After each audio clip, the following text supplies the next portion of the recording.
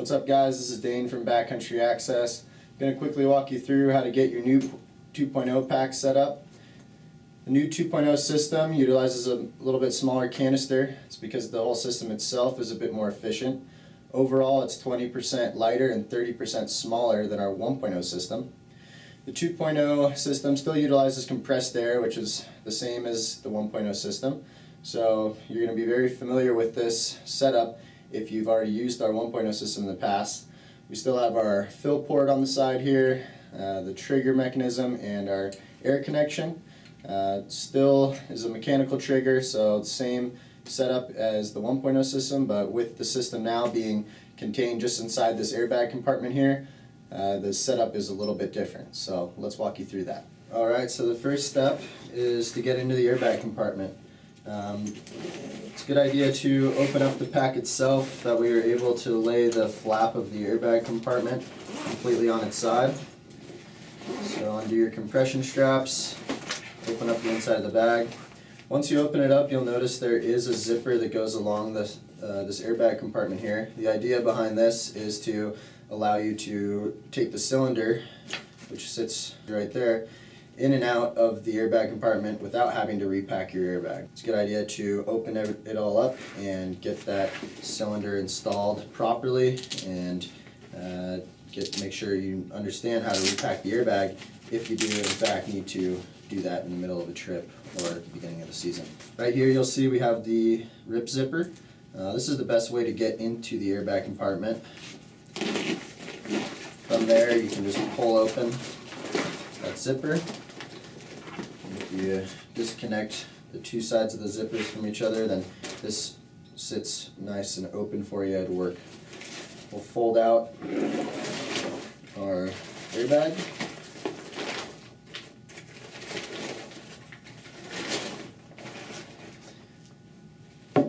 Here we have our ejector, which is looks a little different than our 1.0 system.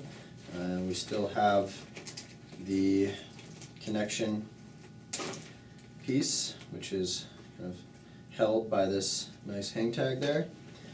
See, this is your trigger nut, and this is the trigger cover case. So both pieces are very important to hook up to the cylinder. Alright, so first move here is to hook up the trigger. We hook this up first, that way it's going to be a little bit easier for us to make sure we're not cross-threading anything, and it makes it a little bit easier to then hook up to our ejector. So screw this guy on. Finger tightness is good. If you do put too much pressure on it and cause this pin here to spin, then it's likely the cylinder will deploy, so careful there. Just hand tightness is fine. We're going to put our trigger cover casing on, and like that it is armed and ready to go. So at this point, you might want to make sure that your trigger is not out so that it doesn't get pulled for any reason and deploy the cylinder when you're not expecting it. Instead of the air hose, now we have our ejector connection is directly to the source. So you'll notice that hooks in very similar to our previous system. That air hose, just pull back on the collar there, it should snap in. Then you have this nice orange gauge here that's going to clip on to the back side of that collar, which is going to prevent that from unhooking itself for any reason. So good double check here just to make sure that it is hooked up properly, so that when the cylinder does deploy, the air goes into the airbag and starts this Venturi system. So once that's hooked up, you can push the cylinder into its designated pocket, zip it up. We also have a nice Velcro strap that goes along the collar of the cylinder, and that's just going to keep it nice and sturdy right there. Like that, the cylinder is hooked up, ready to go, airbag is ready to fire. So our next step is to repack the airbag. When repacking the 2.0 system, which is not compatible, this canister is not compatible with the 1.0 system, Even though the attachments all look very similar, they're not cross compatible, so you're not able to use the 2.0 cylinder with your 1.0 pack and vice versa. The main thing when you're repacking the 2.0 system is to really make sure you get as much air out of the airbag as possible. So in order to release air out of the airbag, we have a valve which is inside this venturi here. If you stick your finger down into this venturi, you'll feel that there is a little flap, which is the valve. It should be pretty noticeable if you do have pressure on the airbag, that you are initiating the valve there. So the best move at the start is to fold up the airbag.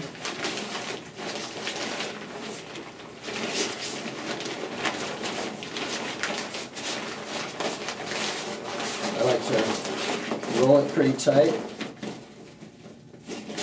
get into this venturi here, put some pressure on it, and really try to get all the air out of the airbag. Now we're just going to be following the illustrations of how the airbag needs to be folded. It's a little bit different than the 1.0 system, where we have kind of a specific way of folding the airbag so that you're able to get as quick of a deployment as possible. Just follow the 7 steps. Pretty straightforward. 1, we will fold. 2 here. Another will fold back.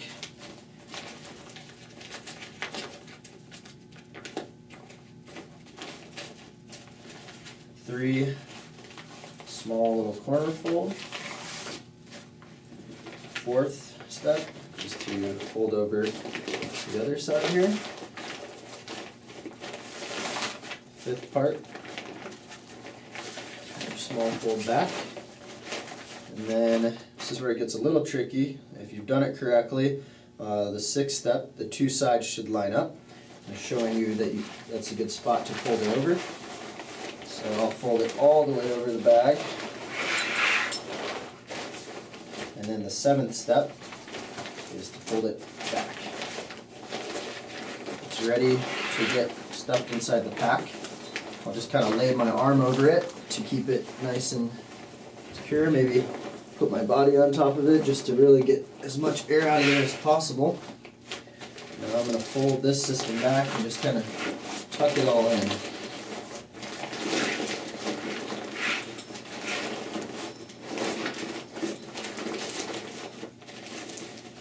Now once it's tucked in, get the zipper started.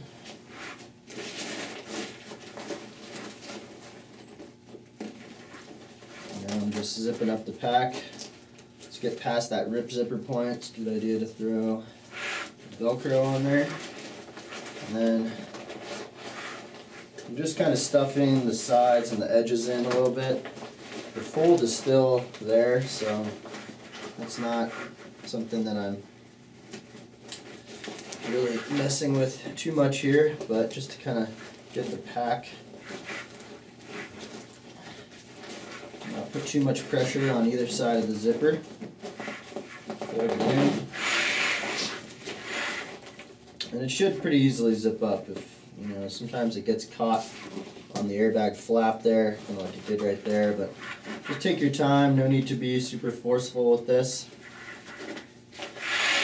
You will notice that on the side where you're zipping it up, there are 2 teeth missing here. That is actually by design. That's going to allow the airbag compartment to open up from this side if, say, that's where all the pressure it comes from initially once the cylinder is deployed. So no need to panic there. And once we get the zipper down here to the far end, we will just fold the airbag flat, make sure it's covering the zipper nice, like that. It's ready to go.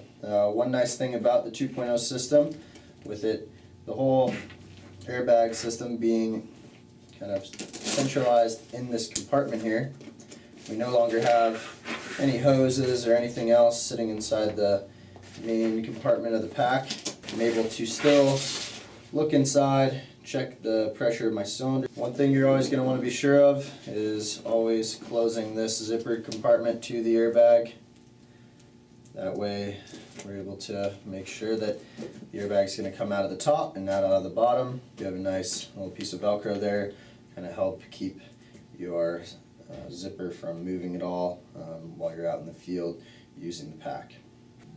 Similar to your 1.0 float system, BCA recommends deploying your cylinder at least once a year.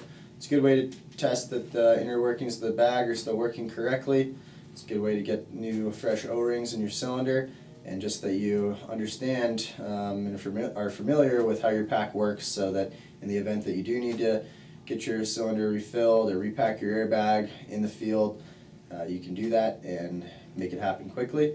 And if there are any questions that you guys come across during this process, please give BCA a call or shoot us an email. Thanks for watching.